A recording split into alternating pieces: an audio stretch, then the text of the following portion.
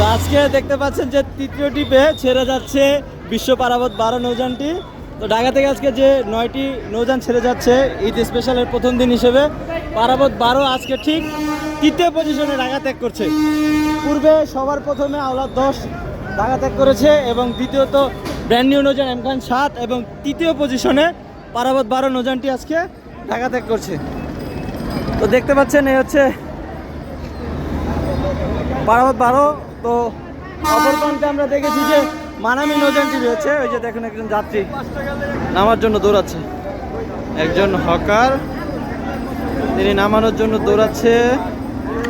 দেখেন ওই যে আরেকজন যাত্রী দৌড়াচ্ছে, ঠিক আছে। সে কি পারবো ধরতে? আমরা দেখি সে কি পারে কিনা ধরতে। পারাবত 12 বিশ্ব পারাবত 12তে ওঠার জন্য কিভাবে দৌড়াচ্ছে একজন যাত্রী দেখেন।